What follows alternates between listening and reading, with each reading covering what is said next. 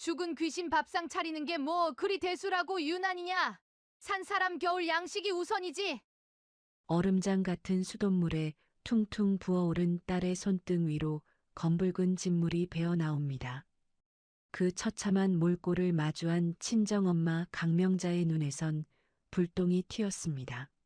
남편의 첫 제삿날 금쪽 같은 딸을 김장 노예로 부려먹으며 장사질까지 한 시댁 식구들. 천벌받아 마땅한 그들에게 친정엄마가 준비한 지옥보다 뜨거운 복수가 시작됩니다. 단 하룻밤 만에 시댁 마당이 쓰레기장으로 변해버린 그 기막힌 사연, 지금 공개합니다. 시작하기 전에 무료로 눌러주시는 구독과 좋아요, 알림 설정은 똑순이 사랑방에 큰 힘이 됩니다. 지금 어디서 듣고 계신지 댓글 달아주세요. 그럼 지금부터 이야기를 시작하겠습니다. 어둠이 채 가시지 않은 새벽 5시의 공기는 얼음장처럼 차가웠습니다. 고요하던 최주희의 아파트 거실에 날카로운 도어록 번호 누르는 소리가 울려 퍼졌죠. 단잠에 빠져있던 최주희는 소스라치게 놀라며 침대에서 몸을 일으켰습니다. 방문을 열고 나간 거실에는 시어머니 양순옥이 이미 대형 비닐 뭉치를 바닥에 던져놓고 서 있었습니다. 양순옥이 두꺼운 외투를 벗어 소파에 던지며 말했습니다. 뭐하고 자빠졌냐? 내가 오늘 배추 들어온다고 어제 그렇게 신신당부를 했거늘. 최주인은 멍한 눈으로 거실 시계와 시어머니를 번갈아 보며 물었습니다. 어머니, 이 시간에 예고도 없이 어떻게 오셨어요? 그리고 오늘 김장이라니요? 양순옥이 코웃음을 치며 거실 바닥에 대형 비닐을 펄럭이며 깔고 대답했습니다. 어떻게 오긴, 비상 열쇠 둔 곳 내가 모를 줄 알았냐? 오늘 배추 300포기 절인 거 들어오기로 했다. 어서 준비해서 시댁으로 넘어가자꾸나. 최주인은 가슴이 철렁 내려앉는 기분을 느끼며 양순옥의 팔을 붙잡았습니다. 어머니, 오늘 제 정신이 아니신 것 같아요. 오늘이 우리 아빠 첫 기일인 거 잊으셨어요? 저 오늘 엄마랑 같이 아빠 제사 지내기로 한 날이에요. 양순옥이 최주희의 손을 거칠게 뿌리치며 앙칼지게 소리쳤습니다. 죽은 귀신 밥상 차리는 게 뭐 그리 대수라고 유난이냐? 산 사람 겨울 양식이 우선이지. 사돈 어른도 하늘에서 다 이해하실 거다. 안방에서 부스스하게 나온 남편 곽진우는 상황을 지켜보다가 하품을 하며 거들었습니다. 주희야, 엄마가 오죽하면 이 새벽부터 오셨겠어. 김장이 보통 일이냐? 제사는 엄마네 식당 사람들도 많으니까 장모님이 알아서 하실 거야. 최주인은 남편의 무심한 태도에 눈시울이 붉어지며 외쳤습니다. 진우 씨, 당신이 어떻게 그런 말을 해? 우리 아빠 가시고 나서 지내는 첫 제사야. 엄마 혼자 남아서 아빠 기다리며 상 차리고 계실 텐데 내가 어떻게 안 가? 곽진우가 최주희의 어깨를 으쓱하며 화를 냈습니다. 너만 부모 있어? 우리 엄마도 관절염 도져가며 우리 먹이려고 김장하시는 거야. 말대꾸 그만하고 어서 옷이나 입어. 양순옥은 최주희가 든 핸드폰을 낚아채듯 빼앗으며 차갑게 쏘아붙였습니다. 너 오늘 김장 끝날 때까지 딴 생각 못하게 이건 내가 보관하마. 가정교육을 어떻게 받았길래 시어머니 말에 토를 달아? 최주희는 핸드폰을 되찾으려 했지만 곽진우가 앞을 가로막으며 최주희를 현관으로 밀어냈습니다. 강제로 차에 태워진 최주희는 시댁으로 향하는 내내 창밖을 보며 눈물을 훔쳤죠. 차가운 새벽바람을 가르며 도착한 시댁 마당에는 산더미 같은 배추 박스들이 쌓여 있었습니다. 시댁 마당은 마치 거대한 전쟁터와 다름없었습니다. 절여진 배추에서는 큼큼한 냄새가 진동했고 양순옥은 최주희에게 두꺼운 앞치마와 고무장갑을 던져주었습니다. 양순옥이 마당 한복판에 의자를 놓고 앉으며 명령했습니다. 자, 이제 저 배추들 일일이 물에 헹구고 물기 빼라. 한 포기도 소홀히 하면 다시 시킬 줄 알아. 채주인은 얼음장 같은 수돗물에 손을 담그며 소스라치게 놀랐습니다. 물속에 손을 넣을 때마다 수천 개의 바늘이 살을 찌르는 듯한 고통이 몰려왔죠. 채주이가 벌겋게 부어오른 손을 비비며 간곡하게 말했습니다. 어머니, 물이 너무 차가워요. 조금만 쉬었다가 하면 안 될까요? 허리도 끊어질 것 같고 눈앞이 자꾸 어지러지래요. 양순옥이 곁에 있던 소금 바구니를 발로 차며 대답했습니다. 어디서 어리광이냐? 우리 집안 가풍은 김장날 쉬는 꼴 못 본다. 너 하나 편하자고 배추 다 무르게 할 작정이냐? 채주인은 다시 고개를 숙이고 무거운 배추를 하나하나 옮기며 물기를 짰습니다. 고춧가루와 소금물이 손등바닥에 터진 살결 사이로 스며들어 비명이 나올 정도로 따가웠죠. 양순옥은 채주희의 고통에는 관심도 없다는 듯 부녀의 사람들과 전화하며 김치 판매 가격을 흥정하고 있었습니다. 그래, 이번 김치는 특별히 더 신경 써서 담그고 있어. 우리 며느리가 아주 정성껏 씻고 있거든. 한 통에 5만 원씩은 받아야 해. 채주인은 그 소리를 듣고 자신의 노동이 시어머니의 뒷주머니를 채우는 수단임을 깨닫고 허망함이 밀려왔습니다.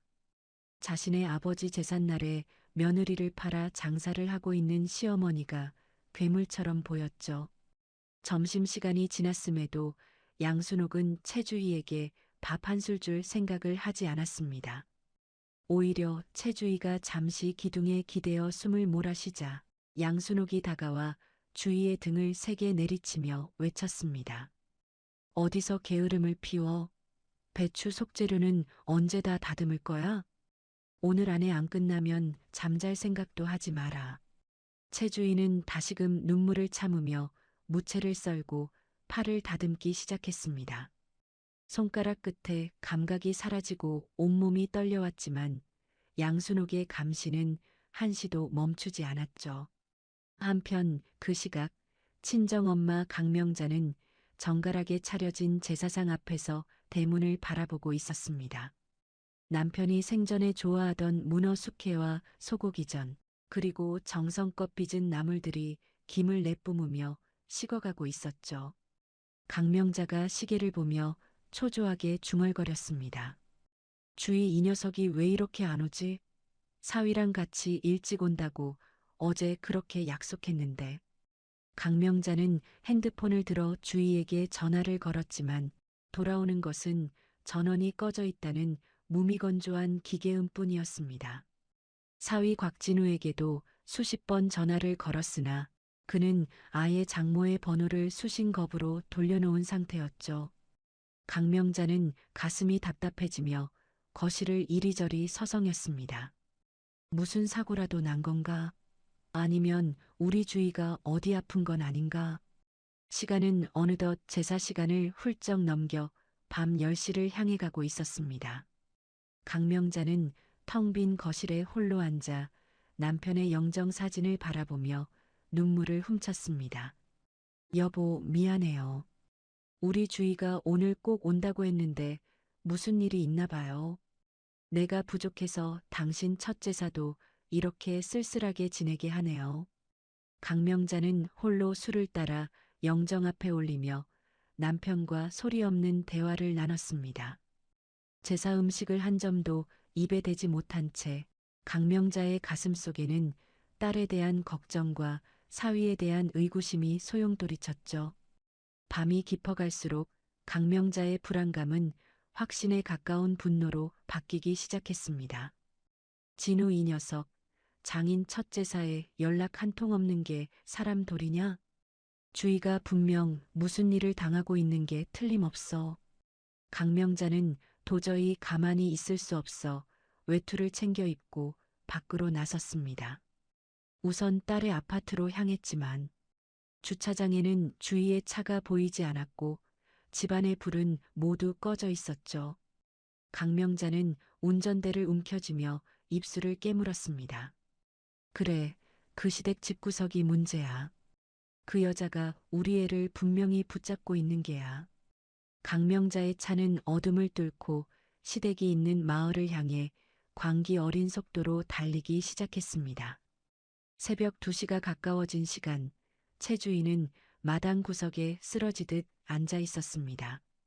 300포기의 김장 속을 다 채우고 나서야 양순옥은 만족한 듯 코를 킁킁거렸죠. 최 주위의 손은 이미 소금물과 고춧가루에 절여져 진물이 나오고 있었고 허리는 펴지지 않아 구부정했습니다. 양순옥이 거실로 들어가며 차갑게 말했습니다. 너 오늘 수고했다.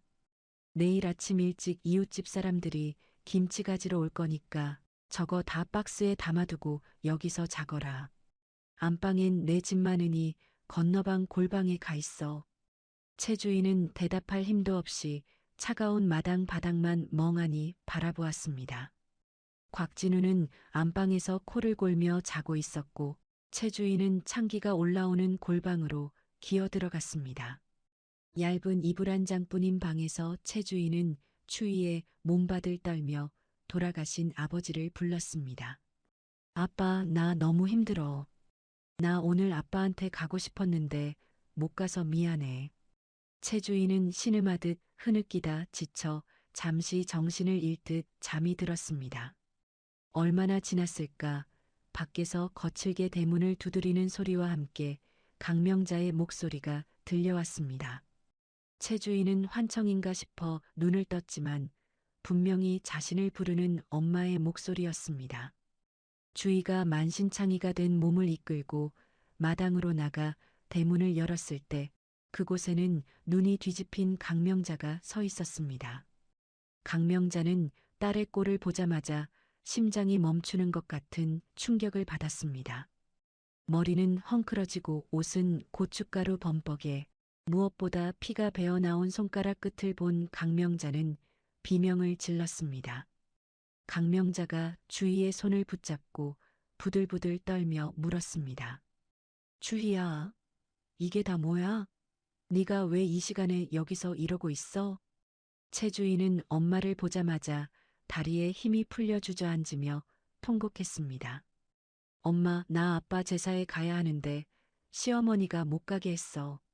나 하루 종일 배추 300포기 씻고 속 넣었어. 엄마 미안해. 나 때문에 아빠 제사도 못 지내고. 강명자는 딸을 품에 안고 시댁 건물을 향해 살기 어린 눈빛을 쏘았습니다. 마당에 널브러진 대형 김치통들과 배추 찌꺼기들이 강명자의 눈에 들어왔죠. 자신의 남편 제삿날에 금쪽 같은 딸을 노예처럼 부려먹은 사실을 확인한 강명자의 가슴 속에 거대한 불길이 치솟았습니다. 강명자가 주의를 일으켜 세우며 단호하게 말했습니다. 울지 마라, 주희야. 내 아빠가 하늘에서 다 보고 계셨을 게다. 이제 이 엄마가 내 아빠 대신 이 집구석을 어떻게 만드는지 똑똑히 보여주마. 강명자는 주희를 차에 태우고 문을 잠근 뒤 다시 시댁 현관을 향해 성큼성큼 걸어갔습니다.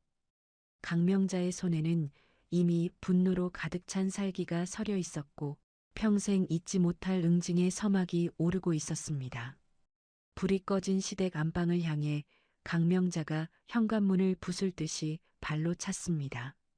잠잠하던 시댁 마을에 강명자의 포효가 짐승의 울부짖음처럼 울려 퍼졌습니다. 양순옥이 너 이 미친 여자야. 당장 기어 나와. 내 딸 피눈물 흘리게 한 데가 오늘 제대로 치르게 해줄 테니까. 그 서슬 퍼런 목소리에 잠들었던 양순옥과 곽진우가 소스라치게 놀라며 거실로 뛰어나왔습니다. 강명자의 눈에는 이미 이성이 사라지고 오직 딸을 지키기 위한 어미의 지독한 복수심만이 불타오르고 있었습니다. 새벽의 푸르스름한 기운이 무겁게 내려앉은 시댁 마당은 지독한 소금 냄새와 비릿한 배추 냄새가 섞여 코를 찔렀습니다. 강명자는 제자리에 주저앉아 사시나무 떨듯 떨고 있는 딸을 보며 심장이 날카로운 칼날에 갈기갈기 찢어지는 고통에 몸을 가누지 못했죠. 강명자가 떨리는 손으로 채주희의 소금물에 절여져 짓무른 손을 붙잡으며 울먹였습니다. 주희야, 이게 대체 무슨 꼴이냐? 대체 이게 사람 사는 꼴이 맞느냐 말이다.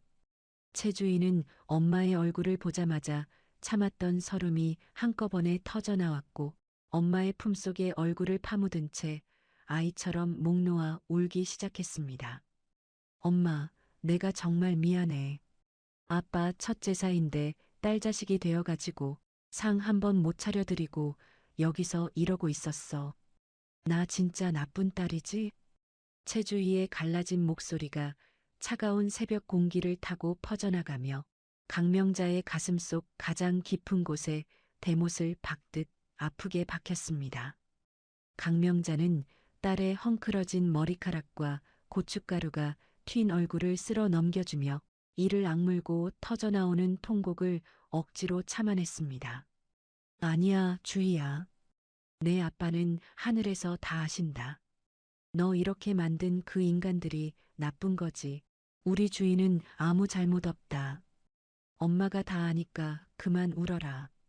그때 안방 문이 신경질적으로 열리며 양순옥이 잠옷 위에 털외투를 걸친 채 귀찮아 죽겠다는 표정으로 마당으로 천천히 걸어 나왔습니다. 양순옥은 강명자를 보고도 미안한 기색은커녕 오히려 눈등을 비비며 잠을 깨웠다는 사실에 짜증이 섞인 목소리로 쌀쌀맞게 쏘아붙였습니다. 아니, 사돈은 이 새벽부터 남의 집 대문을 부술 기세로 오시면 어떡합니까? 김장철의 며느리가 시댁 일 좀 거드는 게 무슨 큰일이라고 이 소란이세요? 강명자가 자리를 박차고 일어나 양순옥의 눈을 똑똑히 노려보며 외쳤습니다. 일 좀 거드는 거라고? 당신 눈에는 저 배추 300포기가 고작 일로 보여? 오늘이 우리 남편 첫 기일인 거 알면서 사람을 이 지경으로 만들어 놓고 그게 할 소리야? 양순옥이 코웃음을 치며 마당에 널브러진 배추 쓰레기들을 가리키며 대답했습니다. 사돈 어른 죽은 게 우리 집 1년 농사인 김장보다 중합니까? 죽은 사람은 말이 없어도 산 사람들은 당장 겨울 내내 먹을 김치가 급한 법이지요. 곁에서 눈치를 보던 곽진우가 부스스한 모습으로 강명자의 앞을 가로막으며 말했습니다. 장모님, 일단 진정 좀 하세요. 우리 엄마가 무슨 나쁜 뜻으로 시키신 것도 아니고 다 우리 가족 잘 살자고 하시는 일인데 왜 이렇게 유난을 떠십니까? 강명자는 제4위라는 인간이 내뱉는 파렴치하고 이기적인 말에 손을 부들부들 떨다가 곽진우의 뺨을 향해 있는 힘껏 손바닥을 휘둘렀습니다. 철썩하는 날카로운 파차름이 고요한 시골 마당에 천둥처럼 울려 퍼졌고 곽진우는 얼떨떨한 표정으로 시뻘겋게 부어오른 제 뺨을 감싸쥐었습니다. 유난? 너 방금 유난이라고 했느냐? 내 장인어른 첫 제사에 딸 자식 얼굴도 못 보게 하고 이 추운 데서 노예처럼 부려먹은 게 고작 유난이냐고 이 썩을 놈아. 강명자의 서슬 퍼런 기세에 양순옥이 오히려 눈을 가늘게 뜨며 소리쳤습니다. 지금 감히 내 귀한 아들 손찌검을 하신 거예요? 김장 좀 시켰다고 사돈이 우리 집 가풍까지 무시하며 이렇게 행패를 부려도 되는 겁니까? 양순옥은 주저앉아 있는 채주희에게 삿대질을 하며 표독스럽게 말을 이어갔습니다. 주희 너도 그래. 친정엄마한테 무슨 말을 했길래 저 난리야? 어서 가서 물기 덜 빠진 배추나 마저 정리하지 못해. 너 오늘 이거 다 안 하면 끝인 줄 알아. 채주희가 겁에 질려 몸을 움츠리자 강명자가 딸의 앞을 단단히 막아서며 양순옥의 멱살이라도 잡을 듯이 성큼성큼 다가갔습니다. 가풍? 당신네 집 가풍이 사람 잡아먹는 귀신 가풍이냐? 내 오늘 분명히 말하는데 이 시간부로 내 딸은 이 지옥 구석에서 나간다. 강명자는 주희의 짐을 챙길 새도 없이 주희를 억지로 일으켜 세우고는 자신의 두툼한 겉옷을 벗어 딸의 가녀린 어깨에 단단히 둘러주었습니다. 곽진우가 강명자의 팔을 다급하게 붙잡으며 가로막았습니다. 장모님, 이러시면 안 되죠. 아직 김장석도 다 안 넣었는데 주희가 지금 가면 이 많은 배추는 누가 다 책임집니까? 위약금 나오면 장모님이 내실 거예요? 강명자가 곽진우의 손을 더러운 오물 치우듯 거칠게 뿌리치며 대답했습니다. 내 놈이랑 내 애미가 직접 비벼 먹든 내버려 두든 내 놈들끼리 알아서 해라. 다시 한번 내 딸 손끝이라도 건드리면 그때는 법보다 내 주먹이 먼저 갈 테니까. 강명자는 주희를 차 뒷좌석에 눕히듯 태우고는 가속 페달을 밟아 뒤도 돌아보지 않고 귀신 속을 같은 시댁 마당을 빠져나왔습니다. 차 안의 공기는 무거웠고 오직 주위의 낮은 흐느낌만이 정막을 깨고 있었죠.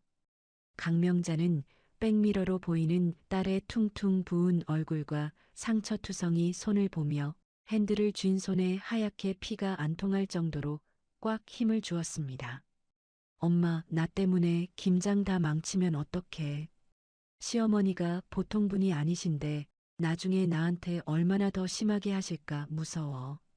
최주희가 떨리는 목소리로 시댁의 보복을 걱정하자 강명자가 단호하게 말했습니다. 걱정하지 마라, 주희야. 이제 그 집구석 일은 내 상관 아니다. 엄마가 시퍼렇게 살아있는데 누가 널 건드려? 오늘 일은 엄마가 전부 다 책임진다. 강명자는 주희를 데리고 자신이 아는 조용한 사우나의 1인실로 향했습니다. 딸의 몸에 밴 지독한 소금 냄새와 고춧가루의 도끼를 당장 씻겨내야만 했죠. 따뜻한 물속에서 주희의 몸이 조금씩 이완되는 것을 옆에서 지켜보며 강명자는 욕탕 구석에서 수건으로 입을 막고 소리 없는 눈물을 삼켰습니다. 주희의 손등에 난 상처가 물에 닿아 따가운지 주희가 미간을 찌푸릴 때마다 강명자의 심장도 똑같이 도련해지는 듯한 살 떨리는 통증을 느꼈습니다. 딸을 안전한 곳에 재우고 나온 강명자의 눈빛은 이미 슬픔을 넘어섰습니다. 이제 그 자리에는 차가운 사리와 지독한 복수심만이 이글거리고 있었죠. 강명자는 자신의 대형 식당에서 10년 넘게 함께 일해온 김 부장에게 전화를 걸었습니다. 김 부장, 지금 당장 믿을 만한 장정들 10명만 모아서 식당 앞으로 대기시켜. 그리고 우리가 주방 청소할 때 쓰는 고압 세척기랑 대형 쓰레기통도 전부 트럭에 실어라. 수화기 너머로 김 부장이 당황하여 무슨 일이냐고 물었지만 강명자는 단호했습니다. 이유 묻지 말고 당장 움직여. 오늘 내 남편 첫 제삿날을 망친 인간들, 내 손으로 직접 그 죄를 낱낱이 물어야겠으니까 토달지 말고 당장 준비해. 강명자는 식당 앞에서 트럭 세대와 건장한 인부들을 만났습니다. 모두가 강명자의 서슬 퍼런 살기에 눌려 감히 숨소리조차 크게 내지 못했죠. 강명자가 인부들을 한번 매섭게 훑어보며 낮고 묵직한 목소리로 말했습니다. 오늘 내가 시키는 대로만 해라. 남의 집 물건 부수는 게 아니라 세상에서 가장 더러운 오물 덩어리들을 깨끗하게 청소하러 가는 거니까. 강명자는 트럭 조수석에 올라타며 시댁이 있는 방향을 손가락으로 가리켰습니다.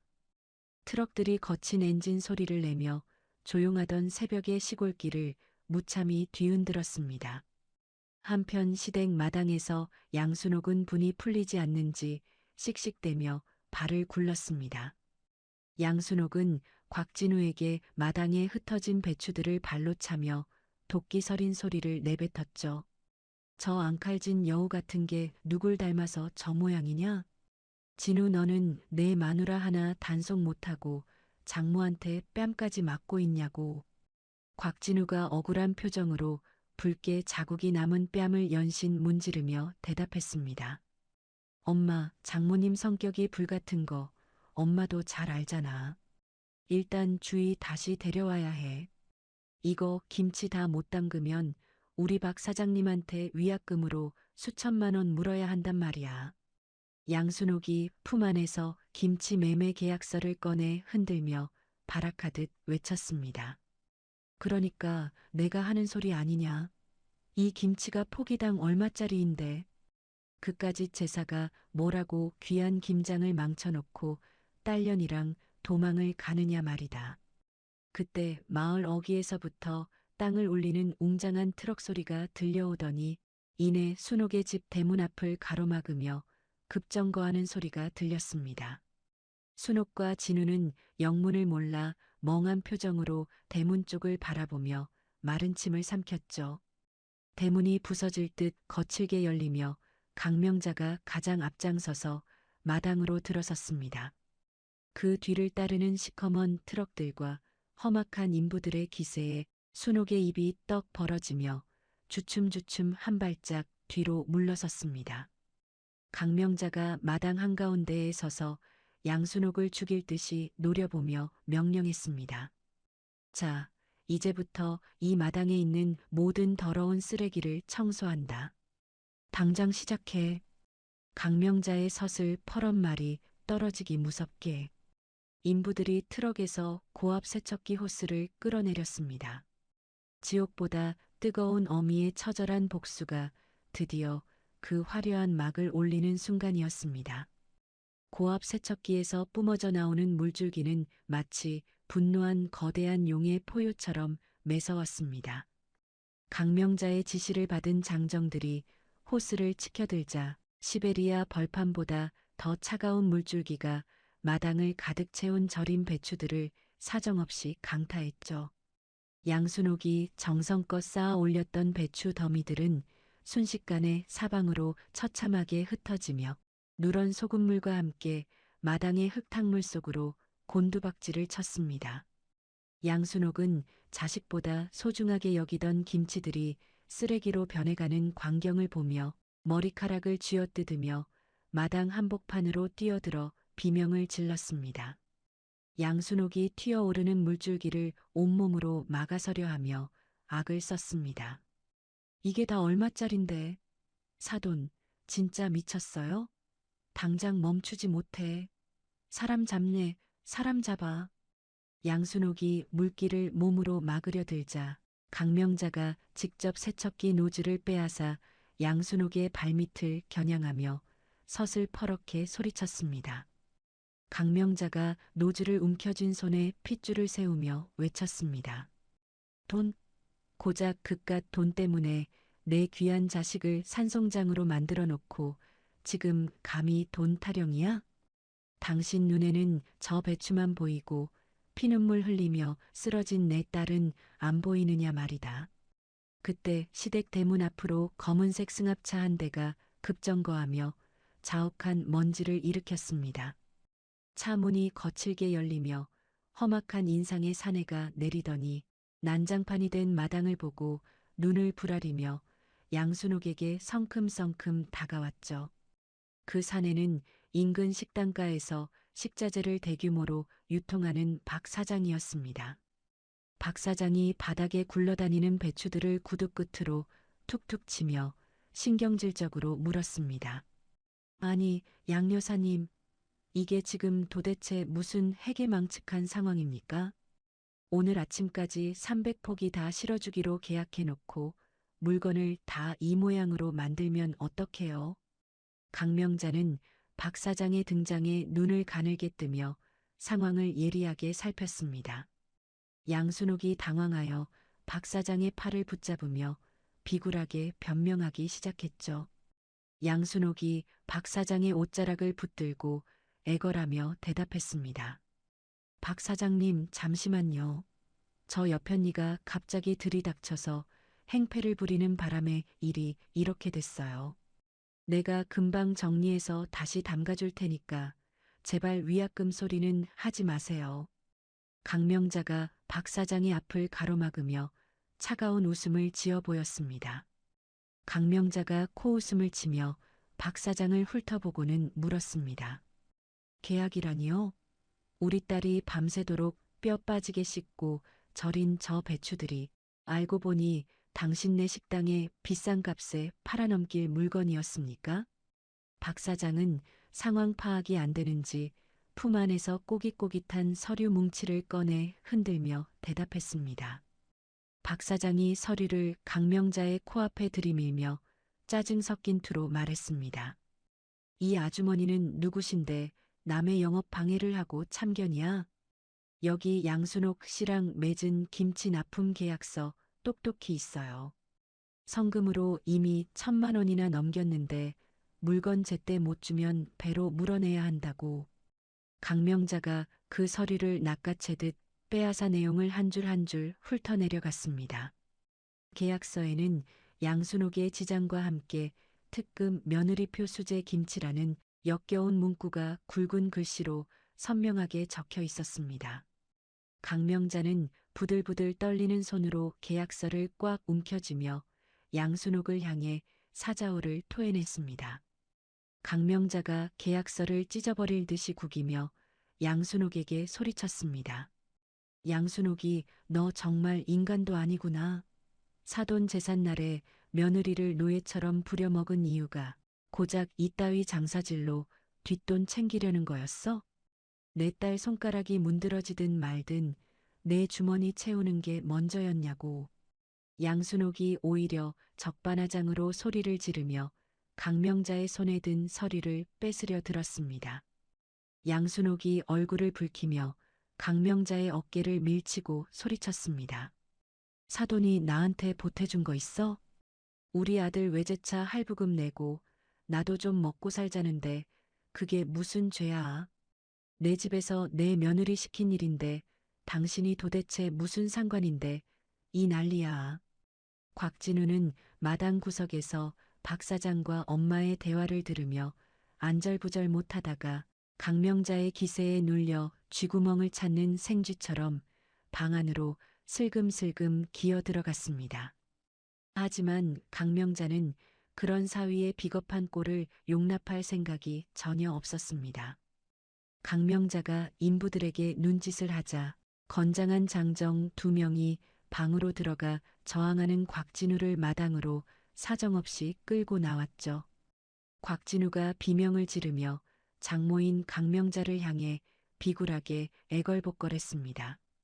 곽진우가 마당 바닥에 무릎을 꿇고 손바닥을 비비며 애원했습니다. 장모님, 제발 이러지 마세요. 저 회사에서도 소문나면 정말 끝장이에요. 엄마가 시켜서 어쩔 수 없었다니까요. 저도 엄마 등살에 죽지 못해 산 피해자라고요. 강명자가 곽진우의 멱살을 잡고 배추 쓰레기 더미 위로 거칠게 내던지며 말했습니다. 강명자가 곽진우의 얼굴에 침을 뱉듯 차갑게 쏘아붙였습니다. 피해자? 내장인 기일에 마누라 핸드폰 뺏고 감금한 놈이 어디서 감히 피해자라는 단어를 입에 올려? 너도 똑같이 당해봐야 정신을 차리지. 저놈도 저 배추랑 같이 깨끗하게 씻어버려라. 인부들이 고압 세척기 방향을 곽진우에게 돌리자 곽진우는 차가운 물줄기를 온몸으로 맞으며 비명을 지르고 마당을 뒹굴기 시작했습니다. 그때 시댁 대문으로 또 다른 고급 승용차 한 대가 위험 있게 들어왔습니다. 차에서 내린 남자는 날카로운 안경 너머로 지저귀고 냉철한 분위기를 풍기는 법무법인 정의의 대표 변호사 정태석이었습니다. 정태석은 아수라장이 된 마당을 무표정하게 훑어보고는 강명자에게 다가와 정중히 고개를 숙였습니다. 정태석이 강명자의 손을 두 손으로 감싸쥐며 낮은 목소리로 말했습니다. 강 사장님, 연락받고 바로 달려왔습니다. 상황이 제 예상보다 훨씬 더 심각하군요.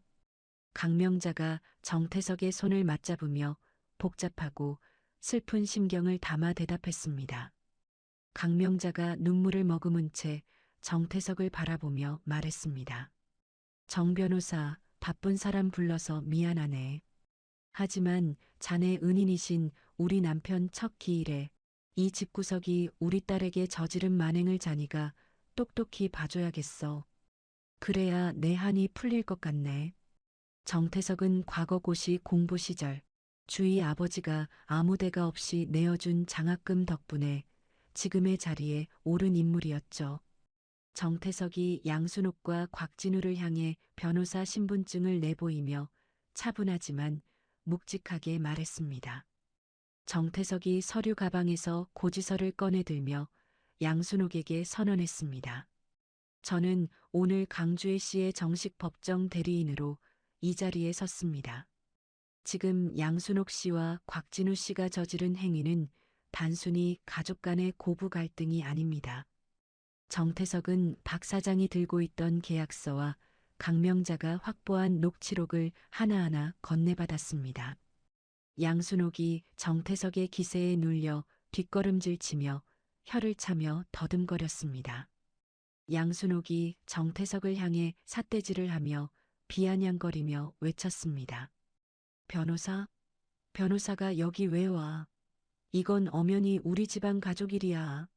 남들은 상관 말라고. 법이 그렇게 할 일이 없어? 이까짓 김장 가지고 변호사까지 불러?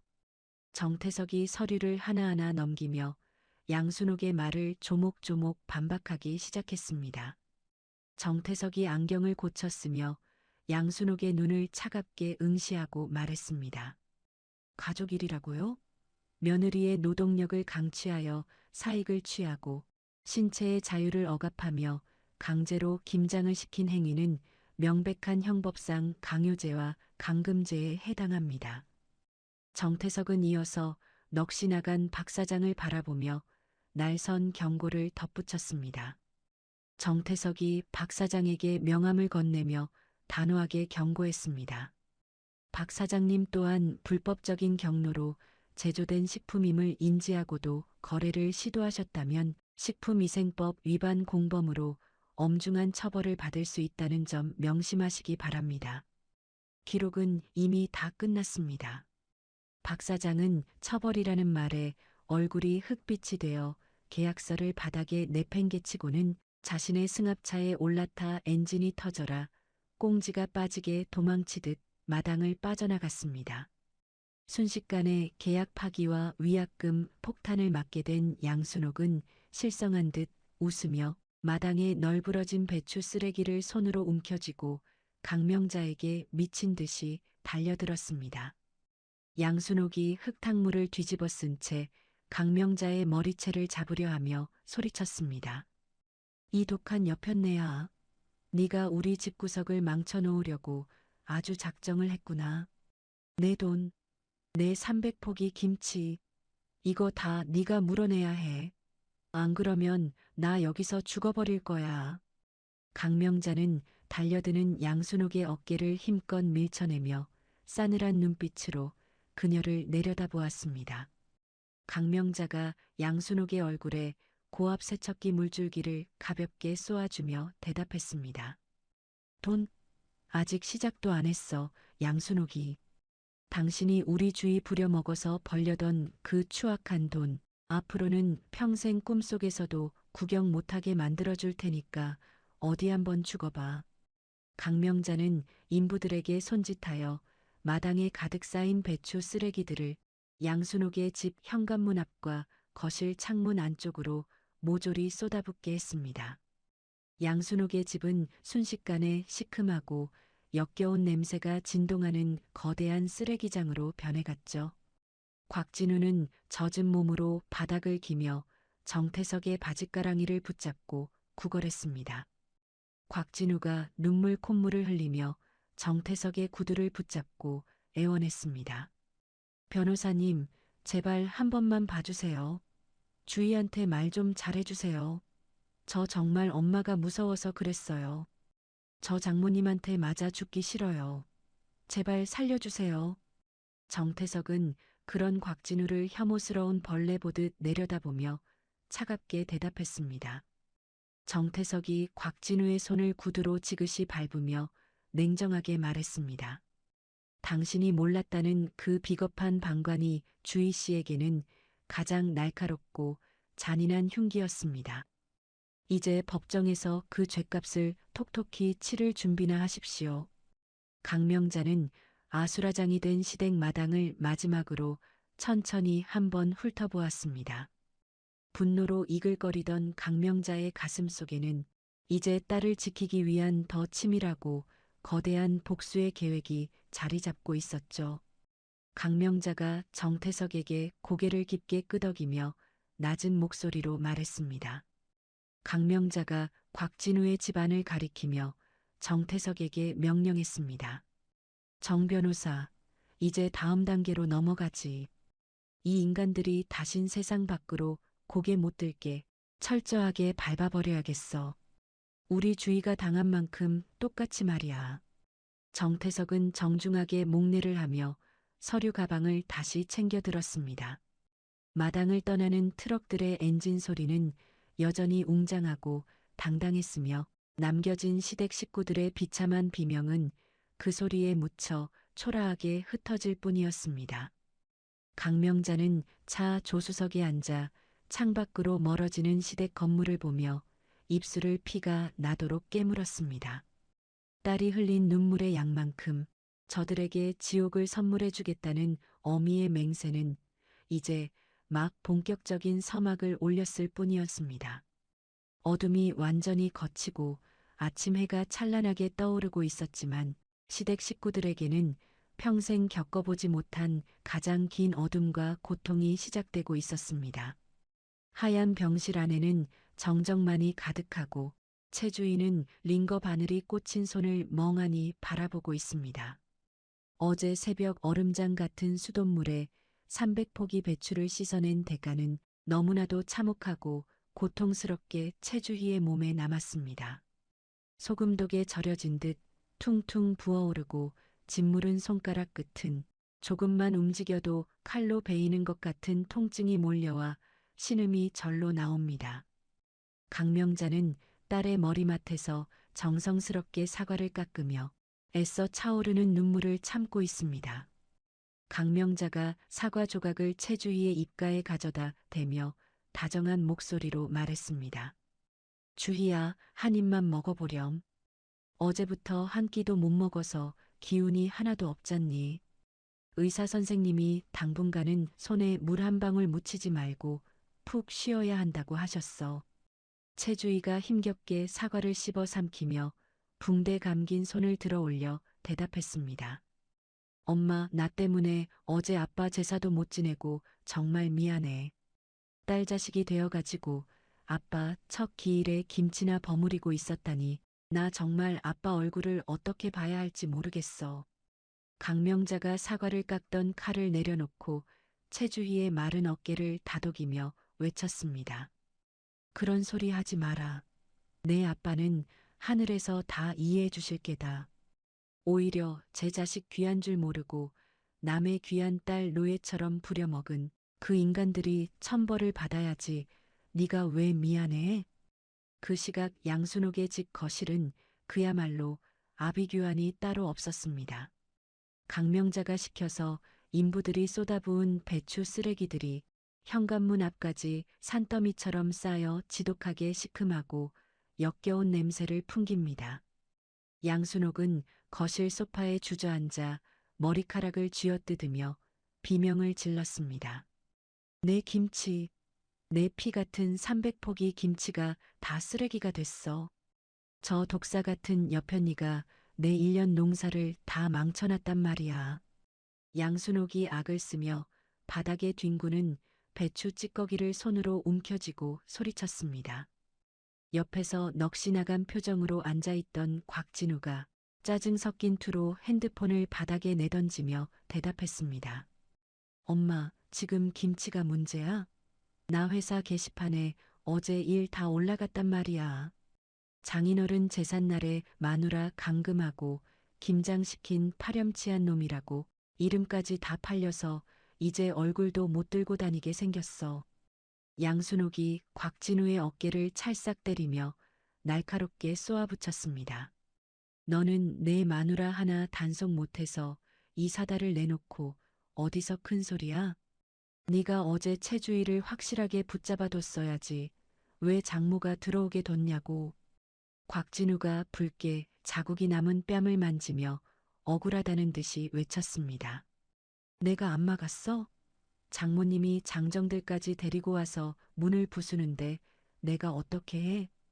지금 박 사장님도 위약금 청구한다고 난리인데 이제 어쩔 거야? 나 회사에서 잘리면 우리 외제차 할부금은 누가 내고 아파트 대출은 어떻게 해? 양순옥이 품 안에서 꼬깃꼬깃해진 계약서를 꺼내들며 발악을 했습니다. 안 돼. 위약금이 1,000만 원이 넘는데 그걸 무슨 수로 물어줘. 채주희 그년 다시 데려와. 그년이 다시 담그게 하면 되잖아. 그때 초인종 소리가 요란하게 울리더니 정태석 변호사가 다시 나타났습니다. 정태석 변호사는 마스크로 코를 막은 채 거실에 가득한 오물들을 보며 차갑게 웃었습니다. 정태석 변호사가 서류 가방에서 하얀 봉투를 꺼내 탁자 위에 던지며 말했습니다. 양순옥 씨, 그리고 곽진우 씨, 이제 꿈에서 깨어날 시간입니다.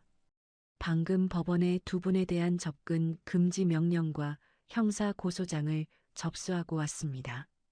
강명자 사장님이 이번에는 절대로 그냥 넘어가지 않겠다고 하시는군요. 양순옥이 정태석 변호사의 앞을 가로막으며 앙칼지게 소리쳤습니다. 변호사면 다야? 이건 우리 집안 가족 일인데 당신이 왜 자꾸 참견이야? 내 집에서 내 며느리 시킨 일인데 당신이 도대체 무슨 상관인데 이 난리야? 정태석 변호사가 안경을 고쳤으며 양순옥의 눈을 서늘하게 응시하고 대답했습니다. 가족이라는 이름으로 저지른 괴롭힘이 가장 질이 나쁜 법입니다. 최주희 씨의 자유를 뺏고 억지로 일을 시킨 것은 명백한 범죄에 해당하죠. 당신이 탐욕스럽게 모으려던 그 김치들은 이제 증거물이 될 뿐입니다. 정태석 변호사가 고개를 돌려 곽진우를 바라보며 덧붙여 말했습니다. 곽진우 씨는 아내의 핸드폰을 빼앗아 가두었으니 죄가 아주 무겁습니다. 회사에도 이미 소문이 다 났으니 조만간 징계위원회가 열릴 겁니다. 준비하신 사과문보다는 변호사를 구하는 게 더 빠를 것 같군요. 곽진우는 정태석 변호사의 바짓가랑이를 붙잡고 비굴하게 애원하기 시작했습니다. 변호사님, 제발 한 번만 봐주세요. 저 정말 엄마가 시켜서 어쩔 수 없었다니까요. 주희한테 제가 무릎 꿇고 빌게요. 제발 직장만은 잃지 않게 해주세요. 우리 엄마가 좀 별나서 그렇지 주희를 아껴서 그런 거예요. 정태석 변호사가 곽진우의 손을 구두로 지그시 밟으며 냉정하게 말했습니다. 당신이 방관하며 웃고 있을 때 최주희 씨는 손가락이 문드러지도록 울었습니다. 이제 당신이 그 눈물을 피눈물로 돌려받을 차례입니다. 더러운 손 치우시죠. 수건으로도 닦이지 않는 추악함이 묻어날 것 같으니까요. 양순옥은 거실 바닥에 주저앉아 김치 쓰레기 위에 머리를 박으며 통곡했습니다. 이게 뭐야? 내 아들 직장도 날아가고 위약금에 고소까지 당하다니. 강명자 이 독한 여편니가 기어이 우리 집구석을 풍비박산 내는구나. 내가 죽으면 다들 시원하겠어? 아주 사람을 죽이려고 작정을 했네. 정태석 변호사는 뒤도 돌아보지 않고 썩은 냄새가 진동하는 집을 빠져나왔습니다. 마당으로 나온 정태석 변호사는 기다리고 있던 강명자에게 다가가 고개를 끄덕였습니다. 강명자가 차 유리창을 내리고 시댁 건물을 노려보며 낮게 을조렸습니다. 정 변호사, 이제 시작이야. 저 인간들이 가진 모든 것을 뺏어야 내 한이 풀릴 것 같네. 우리 주위를 종처럼 부린 대가가 얼마나 무거운지 뼈저리게 느끼게 해줄 거야. 감히 죽은 내 남편까지 들먹이며 내 딸을 괴롭혀? 강명자가 운전대를 꽉 움켜쥐자 손등에 푸른 핏줄이 선명하게 돋아났습니다. 어둠이 완전히 거친 아침 해가 떠올랐지만 시댁 식구들에게는 지옥의 시작이었죠. 강명자는 차를 몰아 최주희가 입원한 병원으로 다시 향했습니다. 최 주인은 병실 침대에 앉아 창밖으로 지나가는 사람들을 보며 생각에 잠겨 있습니다.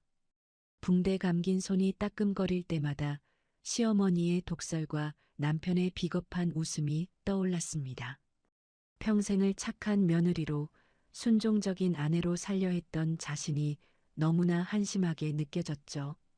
하지만 이제 옆에는 자신을 위해 온몸을 던져 싸워주는 엄마 강명자가 있었습니다. 최 주인은 결심한 듯 병실로 들어오는 강명자의 손을 잡으며 힘주어 말했습니다. 엄마, 나 이제 그 지옥 같은 집으로 절대로 안 돌아가. 이혼 서류 바로 접수해줘. 그 사람들이 어떻게 무너지는지 끝까지 볼 거야. 나를 노예처럼 부린가 아주 톡톡히 치르게 해줄 거야. 강명자가 최주희의 얼굴을 쓰다듬으며 단호한 목소리로 대답했습니다. 그래, 잘 생각했다. 이 엄마가 너 하나 못 먹여 살릴 줄 아느냐? 내 아빠가 하늘에서 보고 계시니 엄마가 더 당당하게 싸워줄게. 그 집구석 명의도 위자료로 싹 다 뺏어올 테니 너는 마음 편히 먹어라. 이제 고생 끝이다, 우리 딸. 강명자의 눈에는 슬픔 대신 차가운 복수심과 승리의 확신이 가득 차 있었습니다. 이제 최 주인은 피해자가 아니라 가해자들을 심판하는 사람이 되어 일어섰습니다. 병원 복도를 걸어나가는 강명자의 구두 소리가 마치 전쟁터로 향하는 발걸음 같았죠. 시댁 식구들은 이제 법정이라는 거대한 벽 앞에서 자신들이 저지른 죄를 마주해야 했습니다. 양순옥이 탐욕스럽게 모으려던 돈은 위약금과 합의금이라는 이름으로 흩어질 것이고, 곽진우가 지키려던 가짜 평화는 사회적 매장이라는 화살이 되어 돌아올 것입니다. 강명자는 정태석 변호사에게 전화를 걸어 더 매서운 지시를 내렸습니다.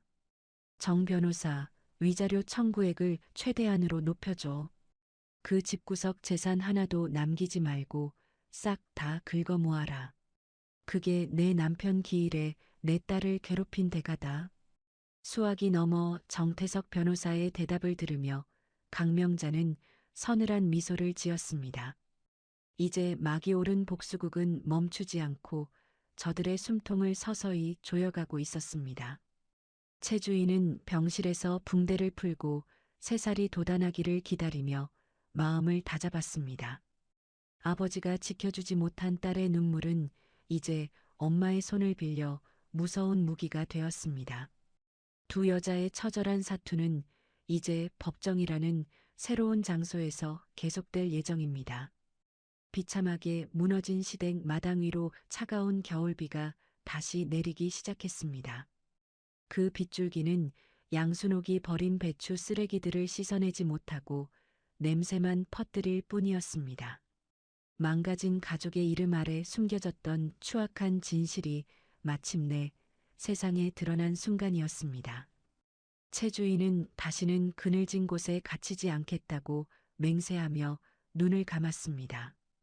강명자의 차가 병원 주차장을 빠져나가며 더 큰 폭풍우를 예고하고 있었습니다. 곽진우는 평소보다 이른 시간에 회사 복도를 서성이고 있었습니다. 어젯밤 온라인 커뮤니티에 올라온 게시글 때문에 한숨도 자지 못한 탓에 곽진우의 얼굴은 흑빛으로 변해 있었고 눈가는 붉게 충혈되어 있었습니다. 곽진우가 사무실 입구에 들어서자마자 동료들의 시선이 칼날처럼 꽂혔습니다. 삼삼오오 모여 커피를 마시던 사람들이 곽진우를 보자마자 급히 흩어지며 들으라는 듯이 큰 소리로 수군거리기 시작했습니다. 팀장이 사무실 안쪽에서 곽진우를 발견하고는 얼굴을 붉히며 소리쳤습니다. 곽진우 대리, 지금 당장 팀장실로 들어와요. 자네 대체 밖에서 무슨 짓을 하고 다니길래 회사 전화가 마비되게 만들어? 곽진우가 어깨를 잔뜩 움츠린 채 팀장실로 들어가자 책상 위가 가득했습니다. 책상 위에는 출력된 게시판 글과 최 주희의 상처 입은 손 사진이 놓여 있었죠. 팀장이 서류 뭉치를 곽진우의 가슴팍에 거칠게 던지며 대답했습니다. 이게 사람 자식이 할 짓이야? 자니가 우리 회사 얼굴인데 어떻게 장인어른 첫 제삿날에 부인을 가두고 300포기 김장을 시켜? 지금 홍보팀의 기자들 전화가 빗발치고 항해 글이 수천 개나 올라왔어. 곽진우가 붉게 달아오른 뺨을 감싸 쥐며 비굴하게 대답했습니다. 팀장님, 그게 오해가 좀 있습니다. 우리 엄마가 연세가 있으셔서 김장을 좀 도와달라고 하신 것뿐이지 감금이라니요. 말도 안 됩니다. 팀장이 책상을 꽉 내리치며 곽진우의 말을 가차없이 잘라버렸습니다. 오해 같은 소리 하지 마. 이미 그쪽 처갓집 변호사가 공문 보냈어. 가정폭력과 인권침해로 자네를 정식 고소했다는 사실도 확인했단 말이야. 회사는 이런 파렴치한 직원을 더 이상 안고 갈 수 없으니 인사위원회 열리기 전에 조용히 사직서 제출하고 당장 나가게. 곽진우는 다리에 힘이 풀려 그 자리에 주저앉아 바닥만 바라보았습니다. 자신의 전부였던 대기업 대리라는 명함이 양순옥의 욕심과 자신의 방관 때문에 휴지 조각이 된 순간이었습니다. 같은 시간 양순옥의 집은 그야말로 지옥의 한복판이나 다름없었습니다. 박 사장이 보낸 장정들이 거실 한복판에서 양순옥을 애워싸고 있었죠. 양순옥은 김치 쓰레기가 나뒹구는 바닥에서 머리카락을 쥐어뜯으며 통곡했습니다. 박 사장이 구두 끝으로 양순옥의 무릎을 툭 치며 차갑게 말했습니다. 양 여사님, 내가 분명히 경고했죠? 계약 어기면 성금의 3배라고. 지금 저기 썩어가는 배추들 치우는 비용까지 다 합쳐서 2천만 원 내놓으쇼. 안 그러면 이 집 당장 압류 들어갈 줄 알고 계시고요. 양순옥이 박 사장의 바짓가랑이를 붙잡고 비명을 지르며 대답했습니다. 박 사장님, 조금만 기다려주세요. 우리 며느리 채주이가 지금 병원에 있어서 그래요. 그년만 퇴원하면 내가 당장 다시 시킬 테니까요. 박 사장이 양순옥의 손을 더러운 오물 치우듯 뿌리치며 소리쳤습니다. 어디서 헛소리야. 그쪽 며느리 친정엄마가 우리 식당가에 소문 다 냈어. 양순옥이랑 거래하는 놈은 사람 취급도 안 하겠다고 엄포를 놨단 말이야. 내가 당신 때문에 거래처 다 끊기게 생겼는데 누굴 기다려? 당장 오늘 저녁까지 입금 안 하면 법대로 할 테니 그리 아쇼. 박 사장 일행이 휩쓸고 간 집안에서 양순옥은 넋이 나간 듯 웃기 시작했습니다. 그때 곽진우가 술에 잔뜩 취한 모습으로 현관문을 발로 차며 들어왔습니다. 곽진우가 넥타이를 거칠게 풀어헤쳐 바닥에 던지며 양순옥에게 외쳤습니다.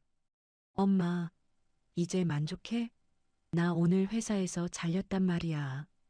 동네 사람들도 나만 보면 손가락질하고 뒤에서 침을 뱉는다고. 엄마가 김치에 미쳐서 내 인생을 통째로 다 망쳐놨잖아. 양순옥이 자리에서 벌떡 일어나 곽진우의 등을 사정없이 때리며 대답했습니다. 이 한심한 놈아, 마누라 하나 단속 못해서 이 지경을 만들어 놓고 어디서 엄마 탓을 해? 채주이 그 여우 같은 년을 네가 진작에 꽉 잡았어야 이런 사달이 안 났을 거 아니야. 모자가 서로를 탓하며 소리를 지르던 그때 대문 앞에 차 한 대가 섰습니다.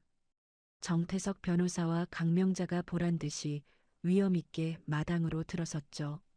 강명자는 선글라스를 천천히 벗으며 지옥 같은 시댁 마당을 훑어보았습니다. 양순옥이 강명자를 발견하자마자 대문으로 달려나와 악을 썼습니다. 이 독사 같은 여편네야. 네가 우리 아들 직장까지 뺏고 이제 속이 시원해? 당장 내 아들 복직시켜놔. 안 그러면 나 여기서 죽어버릴 거야. 강명자가 양순옥의 얼굴에 얼음장 같은 눈빛을 쏘며 대답했습니다.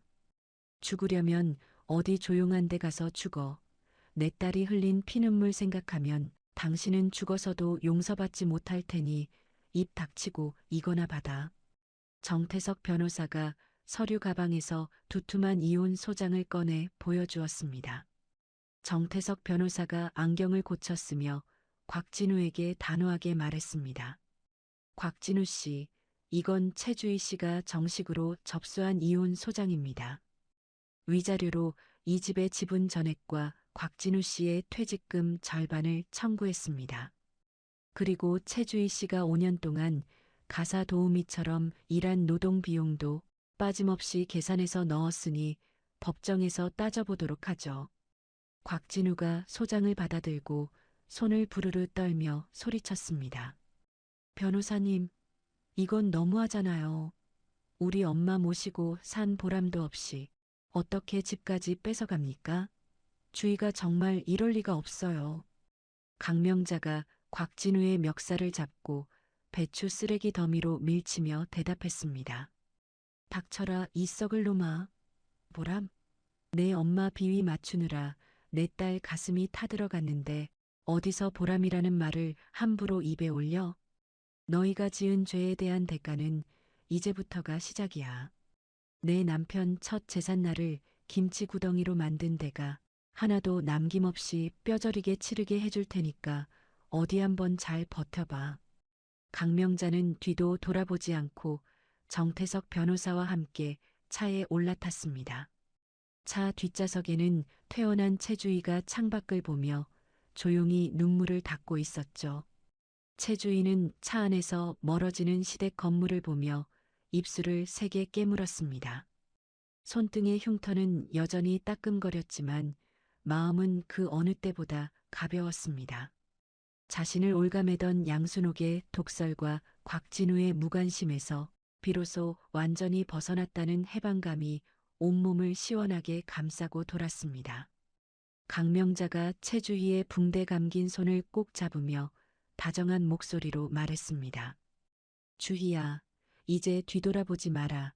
저 인간들은 자기들이 판 함정에 스스로 빠져서 무너질 일만 남았으니 너는 내 인생만 생각하렴. 엄마랑 같이 새 출발하자. 내 아빠도 하늘에서 기뻐하실 게다.